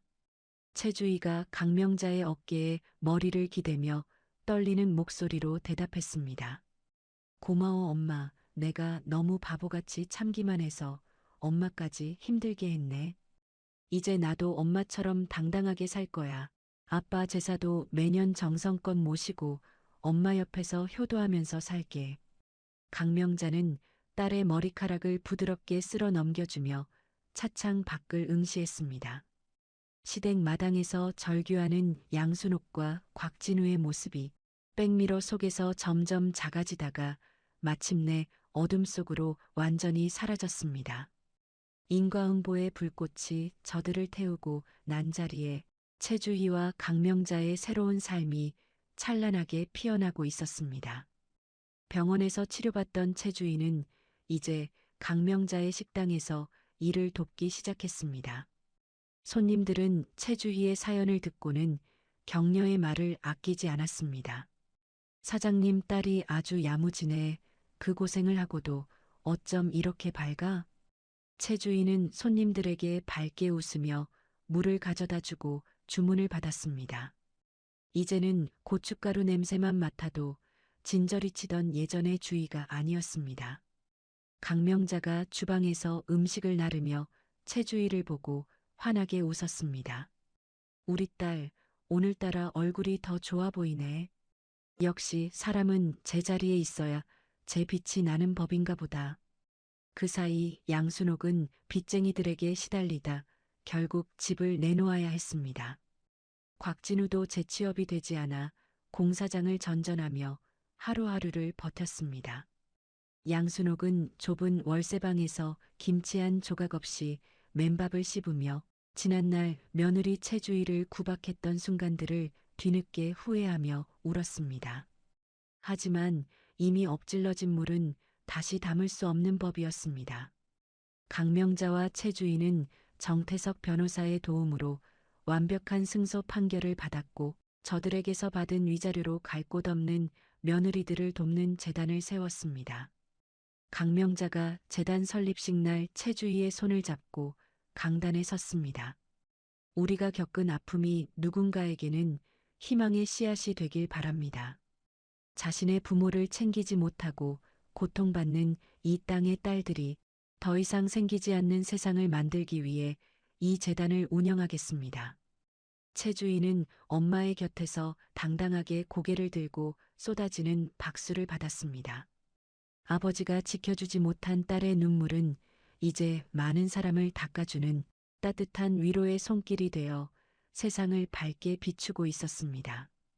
두 여자의 위대한 복수는 단순한 파괴가 아닌 새로운 삶을 창조하는 아름다운 마무리로 큰 결실을 보았습니다. 최 주인은 강단 위에서 저 멀리 창밖을 바라보며 아버지를 떠올렸습니다. 하늘 어디선가 보고 계실 아빠에게 부끄럽지 않은 딸이 되었다는 확신이 최주희의 가슴속을 따뜻한 온기로 가득 채워주고 있었습니다. 강명자는 딸의 손을 더욱 꽉 쥐며 앞으로 다가올 희망찬 나날들을 약속했죠. 비바람이 몰아치던 시댁의 마당은 이제 기억 속의 먼지가 되었고 최주희의 앞날에는 오직 밝은 햇살만이 가득 내리쬐고 있었습니다. 고통스러웠던 300포기 김장의 기억은 이제 단단한 굳은 살이 되어 최주희가 더 높이 날아오를 수 있는 힘이 되어 주었습니다. 강명자와 최주희는 서로의 눈을 맞추며 행복한 미소를 지어 보였습니다. 시간은 쉼없이 흘러 어느덧 찬바람이 물러가고 강명자의 식당 뒷마당에는 노란 산수유꽃이 고개를 내밀기 시작했습니다. 최주희의 손등에 남았던 붉은 흉터도 이제는 희미해졌지만 그날의 기억은 최주희를 더욱 단단하게 만드는 굳은 살이 되어 자리를 잡았죠. 이제 최주희는 강명자의 식당 일을 돕는 것을 넘어 억울한 일을 당한 며느리들을 돕는 재단의 실무자로 바쁜 나날을 보내고 있습니다. 강명자는 그런 딸을 볼 때마다 대견함의 입꼬리가 내려갈 줄을 몰랐습니다. 강명자가 주방에서 갓 지은 밥 냄새를 맡으며 최주희를 불렀습니다. 주희야, 이제 그만 서류 정리하고 와서 밥부터 먹으렴. 오늘 내 아빠가 생전에 제일 좋아하던 냉이 된장국을 끓였단다. 봄 냄새가 아주 기가 막히게 우러나서 맛이 아주 일품이야. 최주희가 돋보기 안경을 벗으며 환하게 웃으며 대답했습니다. 네, 엄마. 안 그래도 된장 냄새가 사무실까지 넘어와서 배가 고팠어요. 엄마 손맛은 정말 세상 어디를 가도 따라올 사람이 없는 것 같아요. 아빠도 하늘에서 이 냄새 맡으시면 당장 내려오고 싶어 하시겠는데요. 강명자가 최주희의 밥 공기에 고소한 냉이를 듬뿍 얹어주며 말했습니다. 그래, 내 아빠는 내가 끓인 국 하나면 밥 2그릇은 뚝딱 비워냈지. 이제 우리 주희 얼굴에 그늘이 다 가시고 꽃이 핀 걸 보니 나도 이제야 아빠 볼 면목이 좀 서는구나. 모녀가 오붓하게 식사를 하던 평화로운 오후에 식당 입구에서 낡은 옷차림을 한 남자가 조심스럽게 안을 살폈습니다. 한때는 번듯한 대기업 대리라며 어깨를 펴고 다니던 곽진우였습니다. 곽진우의 얼굴은 예전에 생기는 온데간데 없이 거칠해져 있었고 입고 있는 잠바는 여기저기 때가 타서 행색이 말이 아니었습니다. 곽진우가 식탁에 앉아 있는 최주희를 발견하고는 차마 식당 안으로 발을 들이지도 못한 채 문간에서 머뭇거렸습니다. 강명자가 곽진우를 발견하고는 숟가락을 탁 내려놓으며 외쳤습니다. 아니, 네가 여기가 어디라고 감히 발을 들이밀어? 내 딸 인생 망쳐놓고 직장에서 쫓겨나더니 아직 정신을 못 차렸어? 당장 눈앞에서 사라지지 않으면 경찰에 신고할 테니 그리 알아라. 곽진우가 대문 기둥을 붙잡고 비굴하게 허리를 숙이며 대답했습니다. 장모님, 제발 한 번만 제 말을 들어주세요. 제가 정말 죽을 죄를 지었습니다. 주희한테 직접 사과하고 싶어서 왔어요. 저 정말 하루하루가 지옥 같아서 살 수가 없습니다. 최주희가 강명자의 손을 지그시 누르며 자리에서 일어나 냉정하게 말했습니다. 곽진우 씨, 우리는 이미 법적으로 남남입니다. 사과는 법정에서 지은 죄를 인정할 때 하셨어야죠. 여기서 이러는 거 우리 엄마한테 실례니까 당장 나가주세요. 곽진우가 식당 바닥에 무릎을 꿇으며 눈물을 흘리며 애원했습니다. 주희야, 우리 엄마가 지금 길거리로 나앉게 생겼어. 집도 경매로 넘어가고 지금 좁은 월세방에서 매일 김치 한 조각 없이 맹물에 밥만 말아 드시면서 내 이름만 부르며 울고 계신단 말이야. 제발 한 번만 자비를 베풀어서 소송 좀 취하해 주면 안 되겠니? 강명자가 곽진우의 앞으로 성큼성큼 다가가 물을 한 바가지 끼얹으며 소리쳤습니다. 어디서 김치 소리를 입에 올려. 내 엄마가 김치로 내 딸을 사지로 몰았는데 이제 와서 김치 한 조각 없다고 눈물을 짜내고 있어? 그게 바로 인과응보라는 거다. 이 천벌 받을 놈아. 그때 식당 밖에서 소란스러운 소리가 들리더니 양순옥이 나타났습니다. 양순옥은 예전에 그 위세 당당하던 모습은 사라지고 헝클어진 머리에 빛바랜 옷을 걸친 채 넋이 나간 표정이었습니다. 양순옥이 강명자를 보자마자 바닥을 기어오며 악을 쓰며 울었습니다. 사돈, 내가 잘못했소. 내가 돈에 눈이 멀어서 귀한 며느리를 고생시켰소. 우리 진우 좀 살려주시오. 젊은 놈이 앞날이 구만리인데 이대로 정가자 딱지 붙어서 평생 막노동만 하고 살게 둘 순 없잖소. 양순옥이 최주희의 발목을 잡으려 하자 강명자가 가차없이 밀쳐내며 대답했습니다. 내 딸 앞날은 생각도 안 하던 여편이가 이제야 내 아들 앞날이 걱정돼. 내 아들이 막노동하는 게 불쌍하면 내 딸 손톱 문드러진 건 안 보였어? 당신이 뿌린 씨앗 당신이 거두는 거니까 어디 가서 원망도 하지 마. 최주인은 발밑에서 울부짖는 양순옥을 내려다보며 분노 대신 깊은 허망함과 연민이 뒤섞인 눈빛으로 입을 열었습니다. 어머니, 저는 어머니를 용서할 마음이 조금도 없습니다. 하지만 미워하는 것도 기운이 있어야 하는 거더군요. 이제 저한테는 어머니를 미워할 기운조차 남아있지 않습니다. 그러니 제발 다시는 제 눈앞에 나타나지 마세요. 그게 제가 베푸는 마지막 자비입니다. 양순옥이 최주희의 차가운 태도에 바닥을 치며 통곡했습니다. 어떻게 사람이 이렇게 독해. 그래도 한때는 가족이었는데 어떻게 이 지경이 된 사람들을 보고도 눈 하나 깜짝 안 하느냐 말이야. 강명자가 양순옥의 멱살을 잡고 대문 밖으로 끌어내며 단호하게 말했습니다. 가족? 제삿날에 며느리를 가둬두고 장사질하던 사람이 할 소리야? 당장 이 쓰레기 같은 놈 데리고 나가라. 다시 한번 얼씬거리면 그땐 정 변호사가 아니라 내가 직접 가만 안 둘 테니까.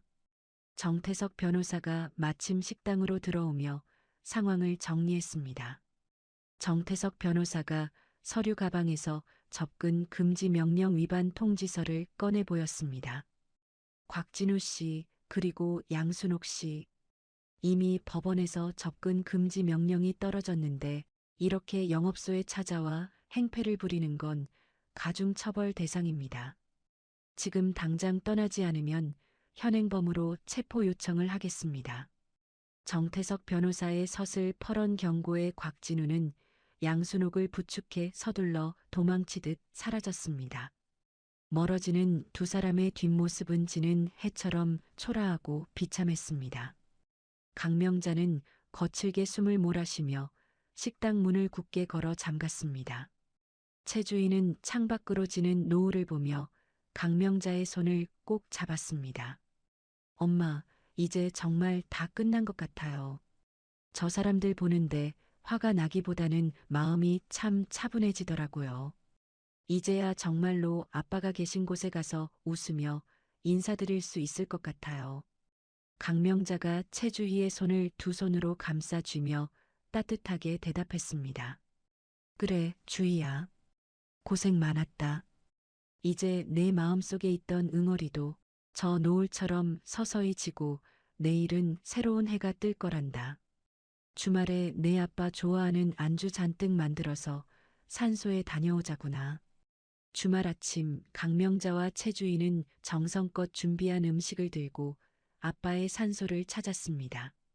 푸른 잔디가 돋아난 산소 주변에는 하얀 목련 꽃잎이 눈처럼 흩날리고 있었습니다. 최주인은 아빠의 묘비 앞에 정성껏 술을 따르고 절을 올렸습니다. 아빠 나왔어. 지난번 제사 때 못 가서 정말 미안해. 대신 엄마랑 같이 나쁜 사람들 다 혼내주고 이제 아주 행복하게 지내고 있어. 엄마도 내가 잘 모실 테니까 아빠는 걱정 말고 편히 쉬어. 강명자도 남편의 묘비를 수건으로 정성스럽게 닦으며 나지막이 말했습니다. 여보, 우리 딸 장하지요? 저 독한 시댁 식구들 사이에서 용케도 버텨내고 이제는 남까지 돕는 훌륭한 사람이 됐어요. 당신이 하늘에서 우리 주의길을 밝혀준 덕분이라고 생각해요. 고마워요. 산소를 내려오는 길에 최주희의 발걸음은 솜털처럼 가벼웠습니다. 한때는 시댁이라는 굴레가 세상의 전부인 줄 알고 절망했지만 이제는 그 고통이 밑거름이 되어 더 큰 세상을 볼 수 있게 되었습니다. 재단에서는 최주희의 도움을 받은 수많은 여성의 감사 편지가 줄을 이었고 강명자의 식당은 맛과 정성뿐만 아니라 사장님의 넉넉한 인심으로 문전성시를 이루었습니다. 최주인은 자신의 손등에 남은 옅은 흉터를 어루만지며 환하게 웃어 보였습니다. 그 흉터는 아픔의 기록이 아니라 승리의 훈장처럼 반짝이고 있었습니다. 최주희가 앞장서서 걸어가며 강명자를 향해 즐겁게 외쳤습니다. 엄마, 우리 오늘 식당 마감하고 오랜만에 영화나 보러 갈까요? 이제 고생한 우리 엄마도 즐기면서 살아야죠. 제가 팝콘이랑 다 쏠게요. 강명자가 딸의 뒤를 따라가며 호탕하게 웃으며 대답했습니다. 그래, 우리 딸이 쏜다는데 이 엄마가 안 갈 수가 없지. 세상에서 가장 예쁜 내 딸이랑 데이트하니 벌써부터 설레는구나. 두 여자의 웃음소리가 봄바람을 타고 산천에 울려 퍼졌습니다. 지독했던 김장 300포기의 악몽은 이제 완전히 사라졌고 그 자리에는 서로를 향한 깊은 사랑과 신뢰만이 가득 채워졌습니다. 최주인은 다시 태어난 것 같은 기분으로 푸른 하늘을 올려다보았습니다. 어떤 시련이 와도 이제는 굴하지 않고 맞서 싸울 용기가 생겼습니다. 강명자와 최주인은 서로의 손을 꼭 잡은 채 희망이라는 이름의 새로운 길을 향해 힘차게 발걸음을 내디뎠습니다. 봄볕이 두 여자의 등 뒤를 따뜻하게 비추며 앞날을 축복해주고 있었습니다. 고통 뒤에 찾아온 평화는 그 무엇보다 달콤하고 찬란했습니다. 최주인은 오늘이 인생에서 가장 행복한 날이라고 생각하며 미소 지었습니다. 행복은 멀리 있는 것이 아니라 사랑하는 사람과 나누는 밥 한 끼, 그리고 서로를 믿어주는 마음 속에 있다는 것을 깨달은 순간이었습니다. 강명자의 식당 마당에 내리쬐는 햇살이 유난히도 포근하고 화사한 주말 오후였습니다.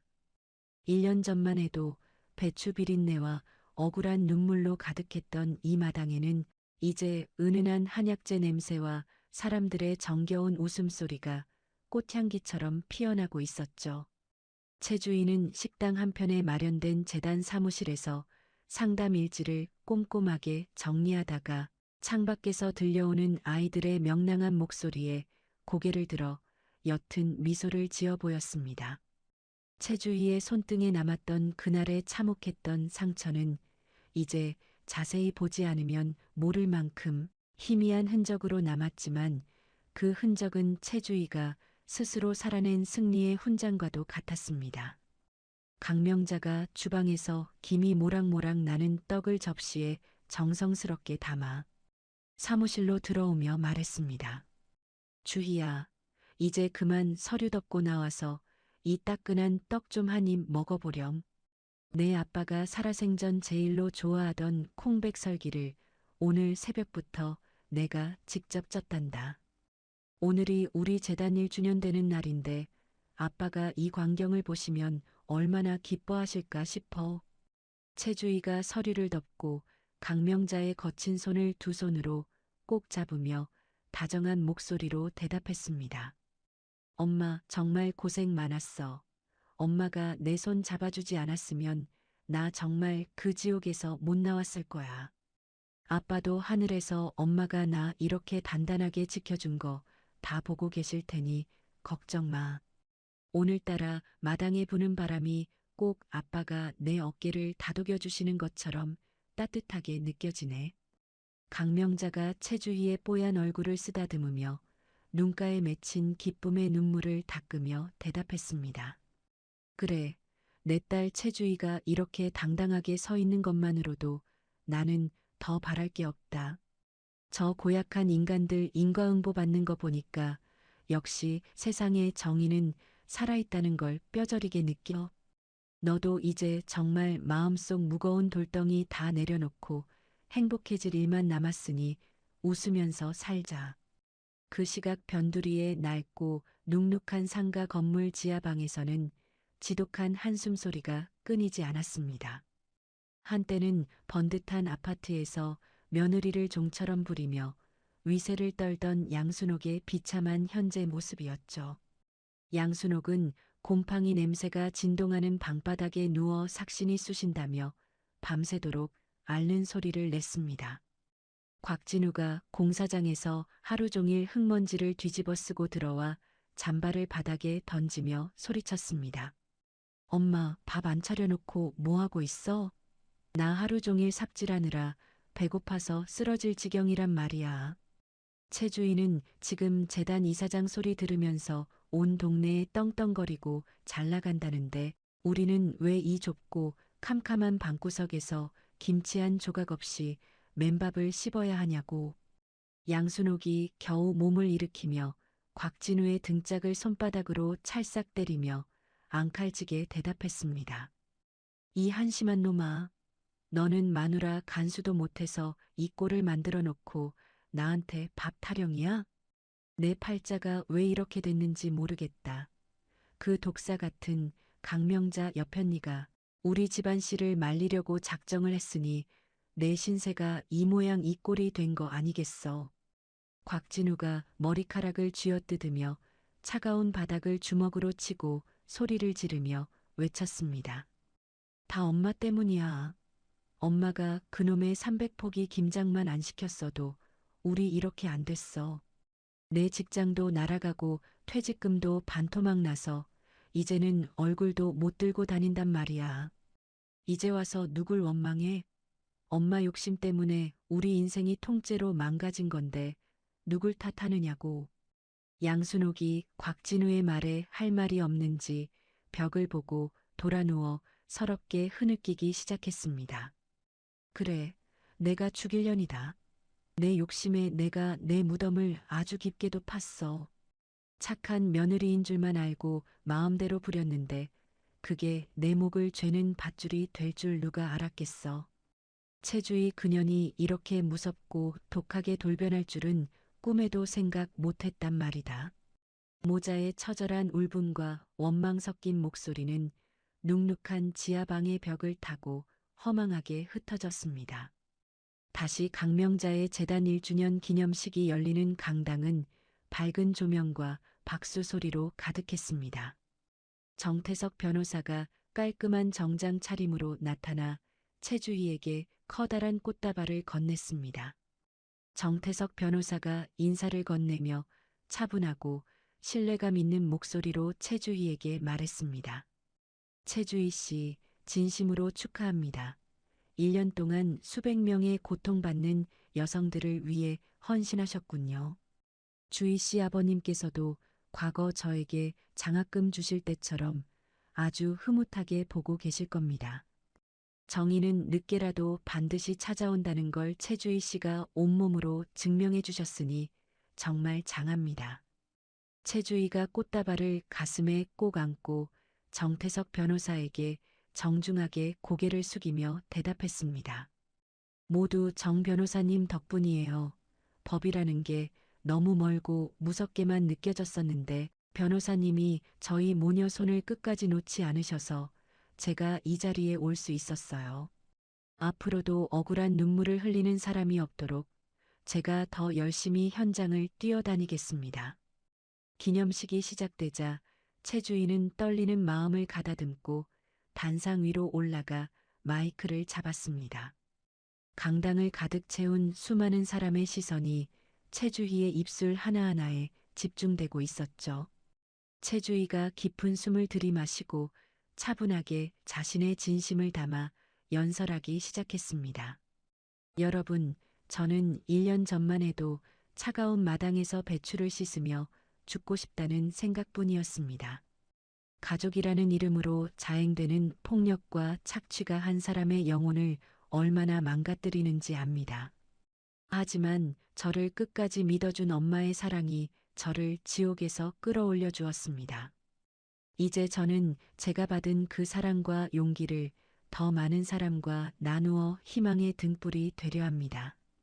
강명자가 객석 맨 앞줄에서 딸의 대견한 연설을 들으며 수건으로 눈물을 닦아냈습니다.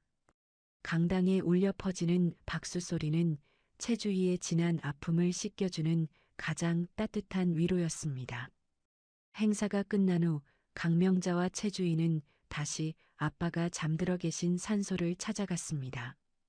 작년에 심었던 작은 나무들이 어느새 쑥쑥 자라 산소 주변을 든든하게 지켜주고 있었죠. 최주희는 아빠의 묘비 앞에 재단에서 발행한 첫 번째 활동 보고서를 소중하게 올려두었습니다. 아빠, 나 이제 정말 멋지고 당당한 사람이 됐어. 아빠가 남겨준 그 따뜻한 마음, 내가 세상에 더 크게 돌려주고 있으니까 하늘에서 아빠도 정말 기쁘고 뿌듯하지? 엄마도 내가 끝까지 책임지고 행복하게 지킬 테니까 아빠는 이제 걱정 말고 푹 쉬어. 강명자도 남편의 묘비를 손수건으로 조심스럽게 어루만지며 부드러운 목소리로 말했습니다. 여보, 우리 딸 주희가 이렇게 장하게 자란 것 좀 보세요. 전국의 며느리들이 우리 딸 덕에 웃어요. 당신이 생전에 뿌린 선행의 씨앗이 이렇게 큰 나무가 되어 우리를 든든하게 지켜주네요. 하늘나라에서 편히 쉬면서 가끔 우리 꿈속에 나타나 인자하게 한 번만 웃어주세요. 산소를 내려오는 길에 최주희의 눈앞으로 노란 나비 한 마리가 팔랑거리며 날아왔습니다. 마치 아빠가 잘했다는 인사를 건네러 잠시 내려온 것만 같아 최주희는 환하게 웃었습니다. 강명자가 최주희의 손을 꼭 쥐며 앞으로의 즐거운 계획을 신나게 이야기하기 시작했습니다. 주희야, 우리 다음 달에는 재단 사람들 다 데리고 푸른 바다가 있는 제주도에 다녀오자. 고생한 사람들 위로도 듬뿍 해주고 우리 모녀도 바다 보며 맛있는 거 먹고 푹 쉬는 거야. 내 아빠가 예전에 같이 가자고 약속했던 그 바닷가에 가서 우리 정말 신나게 놀다 오자. 최주희가 강명자의 어깨에 머리를 기대며 그 어느 때보다 행복한 목소리로 대답했습니다. 좋아, 엄마. 비행기 표도 내가 제일 편한 자리로 벌써 다 알아봐 놨어. 우리 엄마도 이제 호강할 일만 남았으니 내가 세상에서 제일 행복한 엄마로 만들어줄게. 정말 사랑해, 엄마. 나를 포기하지 않고 지켜줘서 정말 고맙고 또 사랑해. 두 여자의 맑은 웃음소리가 봄바람을 타고 온 산천에 아름답게 메아리쳐 울려 퍼졌습니다. 지독하고 끔찍했던 김장 300포기의 악몽은 이제 기억 너머로 완전히 씻겨 내려갔고 그 빈자리에는 서로를 향한 존중과 깊은 사랑만이 따뜻하게 가득 채워졌습니다. 최주희의 앞날에는 이제 어두운 그늘 대신 찬란한 태양빛만이 가득 비치고 있었습니다. 누군가의 아내나 며느리가 아닌 최주희라는 이름 석자로 당당하게 빛나는 두 번째 인생. 강명자와 최주희는 서로의 온기를 느끼며 더 넓은 세상을 향해 힘차게 발걸음을 옮겼습니다. 길가에 핀 작은 들꽃 하나에도 진심으로 감동할 줄 아는 평범하지만 위대한 일상. 그것이 바로 지독한 고통을 이겨낸 사람들에게 주어지는 가장 값진 보상이었습니다. 최주인은 다시 한번 푸른 하늘을 우러러보며 마음속으로 굳게 맹세하고 또 다짐했습니다. 다시는 누군가의 부당한 욕심에 나 자신을 희생하며 살지 않겠노라고 말이죠. 그리고 자신과 같은 아픔을 겪는 이들의 손을 절대로 먼저 놓지 않겠다고 약속했습니다. 강명자의 식당 불빛은 그날 밤 유난히도 따뜻하고 밝게 동네 구석구석을 비추었습니다. 고통 뒤에 찾아온 이 평화는 그 어떤 보석보다도 값지고 아름다운 정의의 결실이었습니다. 최주희와 강명자의 이야기는 많은 이들의 가슴 속에 희망의 메시지로 깊이 남았습니다. 시련은 누구에게나 찾아오지만 이겨낼 사랑이 있다면 반드시 아침은 온다는 걸 보여주었습니다. 두 여자의 찬란한 행진은 이제 막 새로운 희망의 장을 힘차게 시작하고 있었습니다. 재단 사무실 창가에 놓인 화분들이 눈부신 햇살을 머금고 초록빛을 내뿜고 있었습니다.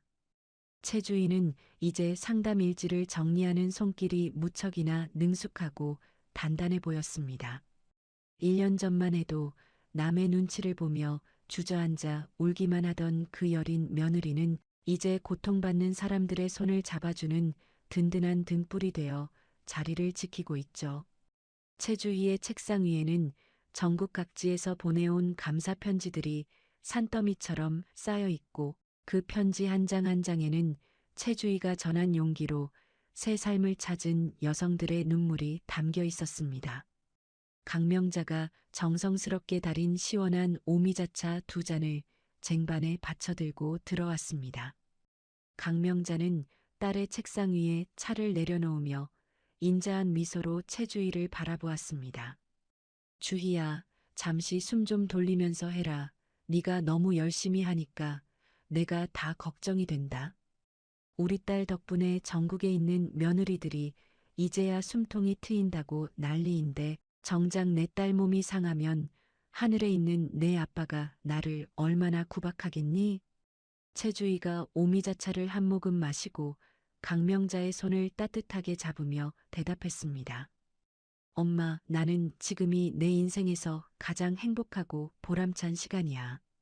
누군가의 아내나 며느리가 아니라 내 이름으로 불리며 누군가를 도울 수 있다는 게 얼마나 가슴 벅찬 일인지 예전에는 정말 꿈에도 몰랐단 말이야. 그때 상담실 문이 조심스럽게 열리며 젊은 여성이 고개를 숙인 채 들어왔습니다. 최주인은 그 여성의 굽은 어깨와 초점 없는 눈동자를 보자마자 예전의 자신을 떠올렸습니다. 최주희가 자리에서 일어나 그 여성을 따뜻한 소파로 안내하며 부드럽게 말했습니다. 어서 오세요. 많이 힘드셨죠? 여기까지 오시는데 얼마나 큰 용기가 필요했을지 잘 압니다. 이제는 혼자서 끙끙 앓지 마세요. 저희가 끝까지 당신의 편이 되어 드릴게요. 하고 싶은 말씀이 있다면 천천히 다 하셔도 좋습니다. 우리는 다 들어줄 준비가 됐으니까요. 젊은 여성은 최주희의 따뜻한 손길에 참았던 눈물을 쏟아내며 자신의 사연을 털어놓았습니다. 강명자는 묵묵히 손수건을 건네며 그 여성의 손을 맞잡아 주었고 최주희는 그 아픔에 공감하며 해결책을 조목조목 짚어주기 시작했습니다. 상담이 끝나고 해가 뉘엿뉘엿 저물어가는 식당 뒷마당은 평화로운 정취가 가득했습니다. 강명자는 식당 일을 마감하고 최주희와 함께 마당 평상에 앉아 도란도란 이야기를 나눴습니다. 그때 정태석 변호사가 반가운 소식을 들고 식당 대문을 활짝 열며 들어왔습니다. 정태석 변호사가 서류 가방에서 최종 판결문을 꺼내 보이며 자신감 있게 말했습니다. 강 사장님, 그리고 주희 씨, 드디어 대법원 판결이 확정되었습니다. 양순옥 씨와 곽진우 씨가 제기한 항소는 모두 기각되었고 기존의 위자료와 재산 분할 판결이 하나도 빠짐없이 그대로 인정되었습니다. 이제 그 인간들은 법적으로도 사회적으로도 완벽하게 단죄를 받은 셈입니다. 강명자가 무릎을 탁 치며 가슴이 뻥 뚫리는 표정으로 소리치며 대답했습니다. 정 변호사, 정말 고생 많았네. 역시 죄 지은 놈들은 발 뻗고 못 자는 게 법이지. 내 속이 다 시원하다. 이제 정말 우리 주위를 괴롭힌 대가를 다 치르게 됐어. 정 변호사 자니가 우리 집안의 은인이야. 고맙고 정말 고맙네. 정태석 변호사가 안경을 고쳤으며 최주희를 바라보고 인자하게 웃으며 덧붙였습니다. 아닙니다. 주희 씨가 끝까지 용기를 잃지 않고 버텨주었기에 가능한 일이었습니다. 이제 곽진우 씨는 그동안 밀린 양육비와 위자료를 갚기 위해 평생을 바쳐야 할 겁니다. 양순옥 씨 또한 본인이 소중하게 여기던 집에서 쫓겨나 비참한 최후를 맞이하게 됐고요. 곽진우와 양순옥은 이제 변두리 판잣집을 전전하며 하루하루를 연명하고 있었습니다. 곽진우는 공사장에서 무리하게 일을 하다가 허리를 다쳐 이제는 일당벌이도 쉽지 않았고 양순옥은 폐지를 줍기 위해 유모차를 끌고 동네 골목길을 비틀거리며 돌아다녔죠. 양순옥이 낡은 라디오에서 흘러나오는 최주희의 재단 소식을 듣고는 바닥에 주저앉았습니다. 양순옥이 흙먼지 묻은 손으로 가슴을 치며 통곡을 하며 소리쳤습니다. 아이고, 내 팔자야. 복덩이 같은 며느리를 내 발로 걷어차고 이게 무슨 꼴이냐. 그때 그놈의 김장 300포기만 안 시켰어도 내가 이 고생은 안 했을 텐데. 진우야, 이 못난 놈아. 너는 왜 애미 말만 듣고 마누라를 그렇게 괴롭혔느냐. 곽진우는 방 한구석에서 술병을 껴안은 채 양순옥의 원망을 들으며 헛웃음을 지었습니다. 곽진우가 초점 없는 눈으로 천장을 바라보며 비참한 목소리로 대답했습니다. 엄마, 이제 와서 후회하면 뭐해? 이미 주희는 우리랑은 다른 세상 사람이 됐는데 내가 그때 주희 손 한 번만 잡아줬어도 아빠 제사 때 같이 가줬어도 이렇지는 않았겠지. 이제 다 끝났어. 엄마, 우리한테는 이제 아무것도 남은 게 없단 말이야. 양순옥과 곽진우의 절규는 차가운 벽에 부딪혀 공허하게 돌아올 뿐이었습니다. 한때 남의 고통을 비웃으며 탐욕을 채우던 이들에게 남은 것은 지독한 가난과 고립이었습니다. 인과응보라는 무서운 칼날은 저들의 삶을 갈기갈기 찢어놓고 말았죠. 다시 평화로운 일상으로 돌아온 최주희와 강명자는 더 큰 꿈을 꾸기 시작했습니다. 최주희는 재단 사업을 확장하여 지방 곳곳에 쉼터를 만들고 직업 교육을 통해 소외된 여성들이 자립할 수 있는 기반을 마련해 주었습니다. 강명자는 자신의 식당 비법을 재단 사람들에게 아낌없이 전수해주며 건강한 먹거리로 사람들의 몸과 마음을 치유하는 일에 앞장섰습니다. 식당 마당에는 매일같이 따뜻한 밥상을 나누는 사람들의 행렬이 끊이지 않았고 그곳은 이제 고통받는 이들의 안식처이자 희망의 상징이 되었습니다. 어느덧 최주희 아빠의 두 번째 기일이 돌아와 온 가족이 다시 산소에 모였습니다. 산소 주변에는 최주희가 심어둔 수천 송이의 들꽃이 흐드러지게 피어 장관을 이뤘습니다. 최주희는 아빠의 묘비 앞에 재단에서 만든 첫 번째 자립 성공 사례집을 내려놓았습니다. 아빠, 나 이제 울지 않아. 아빠가 가르쳐준 대로 사랑하며 나누며 잘 살고 있어. 엄마도 이제 혈색이 좋아지고 식당 일도 즐겁게 하시니까 걱정 마세요. 우리 이제 정말 행복해. 아빠가 하늘에서 우리를 지켜준 덕분이야. 강명자도 남편의 묘비를 수건으로 정성스럽게 닦으며 나지막이 을조렸습니다. 여보, 우리 딸 장한 것 좀 보세요. 이제는 대한민국에서 모르는 사람이 없는 훌륭한 사람이에요. 당신이 하늘나라에서 인자하게 웃고 있을 모습이 눈에 선하네요. 우리 주위 앞길이 꽃길만 되게 아빠가 계속해서 잘 이끌어 주세요. 고마워요, 여보. 산소를 내려오는 채주희의 발걸음은 마치 구름 위를 걷는 듯 가벼워 보였습니다. 채주희는 곁에서 자신의 손을 꼭 잡고 걷는 엄마 강명자를 향해 환하게 웃었습니다. 엄마, 우리 오늘 저녁에는 아빠가 생전에 그렇게 가고 싶어 했던 바닷가 호텔로 가요. 내가 이미 예약 다 해놨어. 우리 둘이 오붓하게 바다 보면서 맛있는 거 먹자. 이제 우리 인생의 어두운 밤은 다 지나가고 찬란한 아침만 남았으니까. 강명자가 딸의 어깨를 감싸 안으며 호탕한 웃음소리로 대답했습니다. 그래. 우리 딸이랑 함께라면 지옥 끝이라도 행복할 텐데 바닷가라니 정말 좋구나. 너하고 나하고 이제부터 정말 인생 멋지게 즐기면서 살아보자구나. 장하다 내 딸 채주희. 너는 정말 이 세상에서 제일 예쁘고 장한 내 자식이야. 두 여자의 당당하고 힘찬 발걸음 뒤로 붉게 타오르는 노을이 축복처럼 내리쬐었습니다. 지독했던 시련은 이제 걸음이 되어 채주희와 강명자의 삶에 풍요로운 결실을 안겨주었습니다. 고통 속에서 피어난 꽃은 그 향기가 더욱 깊고 진하다는 것을 몸소 보여주며 두 사람은 새로운 희망의 지평선을 향해 거침없이 걸어나갔습니다. 채주희의 가슴 속에는 이제 아빠의 사랑과 엄마의 용기가 단단한 뿌리가 되어 그 어떤 비바람이 불어와도 흔들리지 않는 굳건한 평화를 유지하고 있었습니다. 그들의 찬란한 인생 창가는 이제부터가 진정한 시작이었습니다. 행복은 스스로 쟁취하는 자의 것이라는 진리를 보여주며 대단원의 막이 올랐습니다. 채주희와 강명자의 얼굴에는 세상에서 가장 아름답고 눈부신 미소가 가득했습니다. 고통을 딛고 일어선 채주희 씨와 강명자 씨의 이야기가 여러분의 가슴 속에 깊은 울림과 용기로 남기를 소망합니다. 인생의 모진 비바람은 결국 더 단단한 뿌리를 내리게 하는 하늘의 선물일지도 모릅니다. 오늘 전해드린 이야기가 힘든 시간을 보내는 누군가에게 다시 일어설 수 있는 희망의 등불이 되었으면 좋겠습니다.